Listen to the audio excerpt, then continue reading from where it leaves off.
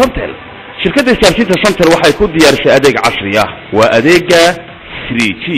waa adeeg casri ah oo ay ku soo kordhisay shirkadda somtel waxa uu ku suurtagelinayaa adeegaasi maqal iyo muuqaal oo ah adeeg casri ah kaasi oo si fiican aad u arkayso qofka aad la hadlayso mobilkaaga ayaad ka dhex arkaysaa meel kasta oo uu joogaba ku isticmaal internet xawaarihiisu aad u sarreeyo goob kasta iyo goor kasta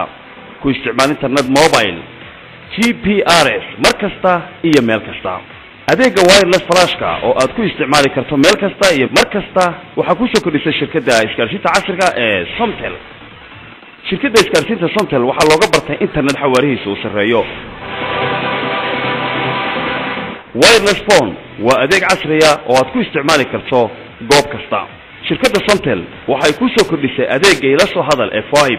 dhinaca kalena shirkaddu waxay qiimaha ku jabisay dalal fara badan oo dunida ku shuba $1 oo kaliya oo ku hadal 12 daqiiqadood oo dibadda ah wadamada aad ka arki doonto shaashada ayaa ay ku suurtagelinaysaa adeegyada kala duwan ee shirkaddu guud ahaan ay ku diyaarisay waxaad kala xiriiri kartaa oo aad kaga sii bogan kartaa xarumaha shirkadda oo ku yaala guud ahaan wadanka oo dhan la xiriir shirkadda isgaarsiinta Somtel tiknoolajiyadii u dambeysay la talaabta Somtel